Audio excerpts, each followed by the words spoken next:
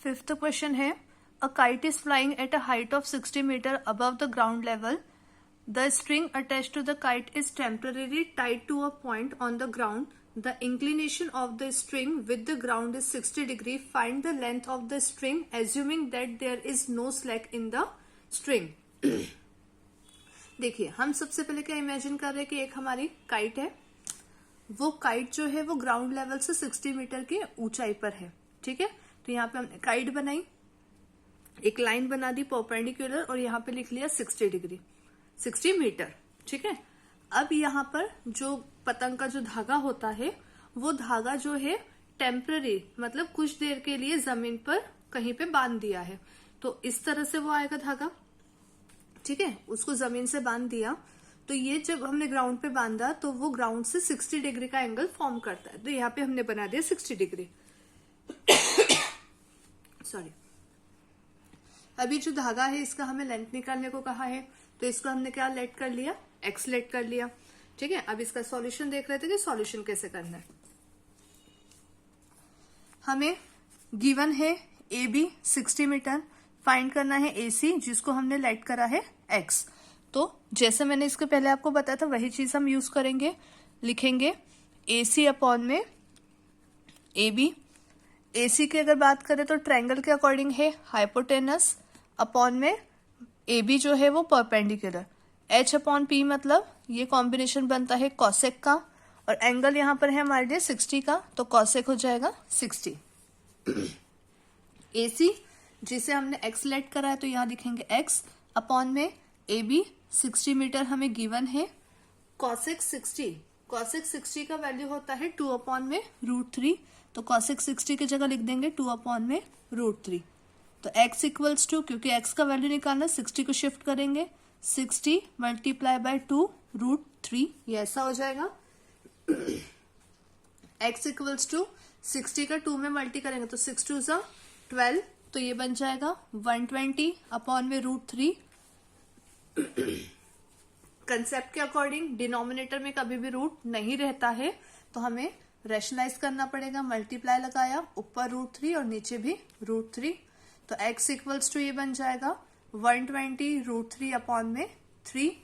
3 1 सा 3, 3 4 सा 12, 0 का 0 एज इट इज. तो x इक्वल्स टू 40 √3. सम में यूनिट जो है वो कितना चल रहा है मीटर का, तो इसके साथ हमने लगा दिया मीटर. तो 40 √3 ये हमारा आंसर हो गया. ठीक है, जो कि स्ट्रिंग की हाइट हो गई. चलिए नेक्स्ट हम देखते हैं. A 1.5 meter tall boy is standing at some distance from a 30 meter tall building. एक लड़का है जो कि 1.5 मीटर लंबा है, ऊंचा है सॉरी, जो 30 मीटर हाइट की बिल्डिंग के सामने खड़ा है. तो हमने यहाँ पे ड्रॉ में एक लाइन बनाई ए बी, एक्चुअली एक लाइन बनाई पूरी. ठीक है, उस पूरी लाइन को हमने बोला कि कितने का है, ये 30 मीटर का है. और इस 30 के कंपैरिजन में 1.5 जो है वो बहुत छोटा वैल्यू होता है तो उसके सामने हमने एक छोटी सी लाइन बनाई है जिसको हमने 1.5 मीटर करा है. ठीक है, आगे देखते हैं. The angle of elevation from his eyes to the top of the building increases from 30 to 60. क्या बोल रहा है, वो लड़का जब बिल्डिंग के टॉप पे देखता है तो उसका एंगल जो है वो 30 से 60 चेंज हो जाता है. कब चेंज होता है, जब वो बिल्डिंग की तरफ चलना चालू होता है. तो हमने ये माना कि पहला लड़का यहाँ था. ठीक है, अब वो यहां से कहाँ आ गया, इस पॉइंट पर आ गया. तो यहाँ पर भी हमने इसी लाइन बना दी, ये भी हमारा 1.5 ही होगा. ठीक है, 30 से एंगल कितने पे हो जाता है, 60. अब बात ये आती है कि एंगल हम 30 कहाँ पुट करें और 60 कहाँ पुट करें. ठीक है, तो सिंपल सी बात ये ध्यान रखना है, जो पॉइंट या जो एंगल जितना पास होगा किसी भी चीज के उसका एंगल उतना ज्यादा बड़ा होगा. ये बिल्डिंग है, बिल्डिंग के पास में ये वाला पॉइंट है और ये दूर है, इसलिए ये पॉइंट 60 होगा और ये वाला पॉइंट हमारा 30 का होगा. इस चीज के कंसेप्ट को अगर आपको समझना है ज्यादा अच्छे से तो क्या करिए, रूम में आप दीवार से थोड़ा दूर खड़े हो जाइए. ठीक है, वहां से छत को देखना है आपको, दीवार के जस्ट ऊपर छत को देखना है. अब आप दीवार के पास आ जाइए, अब वहां से सेम पॉइंट को आप वापस से देखिए तो आप खुद ये चीज ऑब्जर्व करेंगे कि जब आप पास में आए तब आपको दीवार को या छत को देखने के लिए गर्दन ज्यादा ऊपर करनी पड़ रही है, ठीक है। तो जब भी हम गर्दन ज्यादा ऊपर करेंगे मतलब वहां का एंगल क्या होगा, हमारा बड़ा होगा। मतलब सिंपल सी बात है, जितना हम किसी भी चीज के पास में आएंगे उतना ज्यादा एंगल बढ़ जाता है। तो ये जो चीज मैं आपको बोल रही हूँ ये प्रैक्टिकली आप करके देखिए एक बार, तो आपका कंसेप्ट क्लियर रहेगा, ठीक है। चलिए, तो ये डायग्राम हो गया, यहाँ हमने 30 कर दिया, अब यहाँ 60। अब एक बात यहाँ पे समझने की क्या है, पूरी बिल्डिंग की हाइट हमें दी थी 30, यहां से यहां तक, और ये हाइट दी है बॉय की 1.5, ठीक है। अब जब लड़का जो है वो आंख से देख रहा है ना, ऑब्वियस सी बात है आंख से देखेंगे, लेकिन उस टाइम पर उसके हाइट का कोई यूज हो रहा है क्या, नहीं हो रहा है, क्योंकि वो आंख से देख रहा है जो कि बॉडी का टॉप पोजीशन है ना।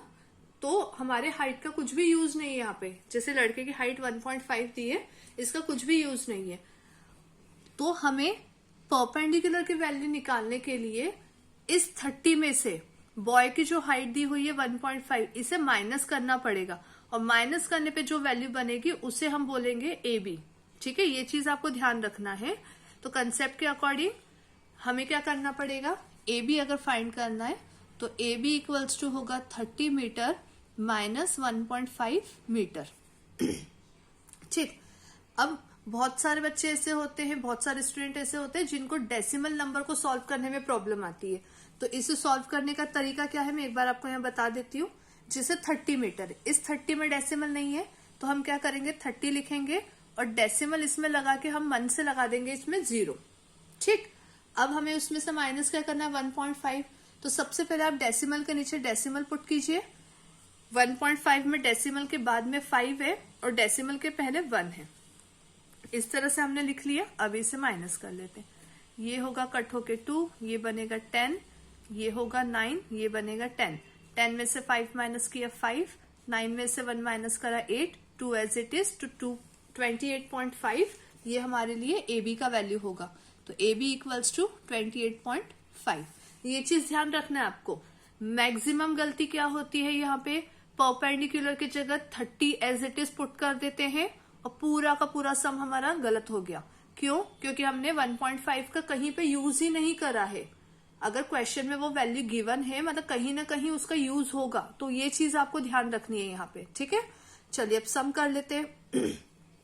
अब यहाँ पे अगर बात करें, दो अलग अलग ट्रायंगल है, एक है एबीसी और एक है एबीडी।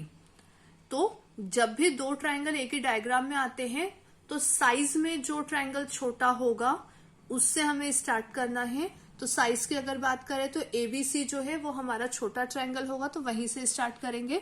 तो in triangle A B C, ABC में ए बी गिवन है, बीसी हमें फाइंड करना है, ठीक है।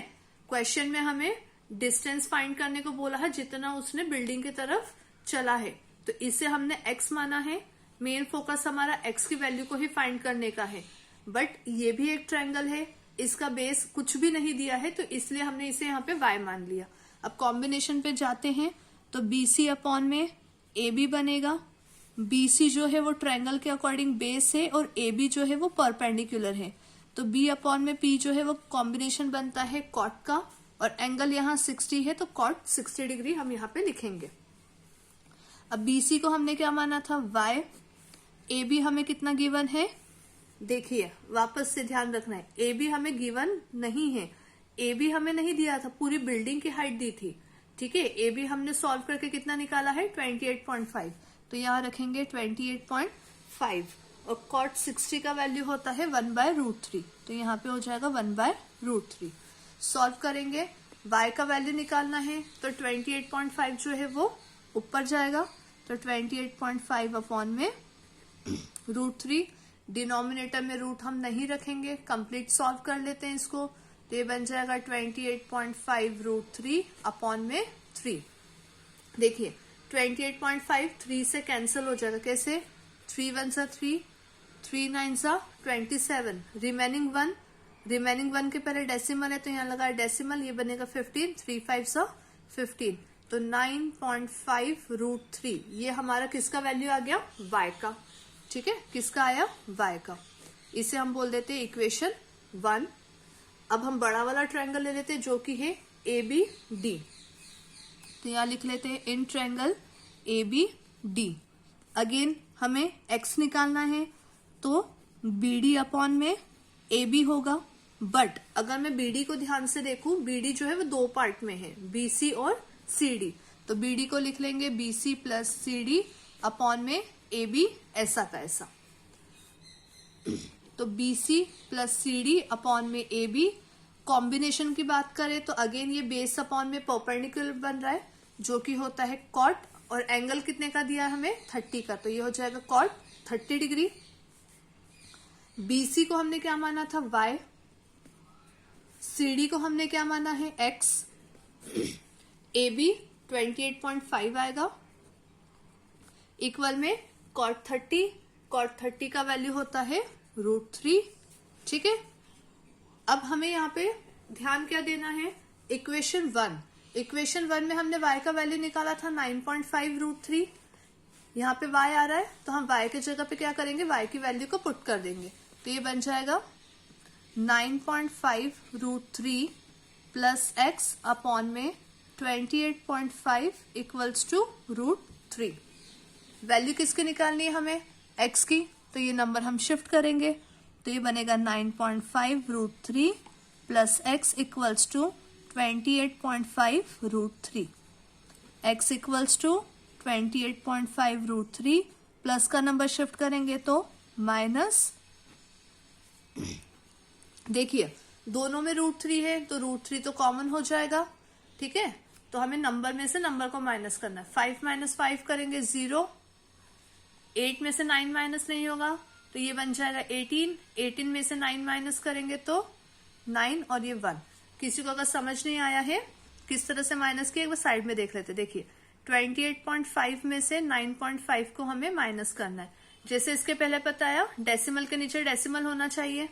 5 माइनस 5 0, 8 में से 9 माइनस नहीं होगा, 2 को कट किया तो 1, ये बना 18 में से 9 माइनस किया 9, ऊपर से 1 एज इट इज नोट करा। यहाँ पे डेसिमल था, डेसिमल के बाद में 0 का कोई वैल्यू नहीं होता, तो ओवरऑल आंसर हो जाएगा 19 √3 और यूनिट था मीटर। x का वैल्यू ही फाइंड करने को बोला था। x मतलब ये CD, जितना डिस्टेंस वो लड़का बिल्डिंग की तरफ चला था। ठीक है, CD जिसको हमने x माना था, तो x का वैल्यू हमारा आ गया जो कि कितना है 19 √3 मीटर।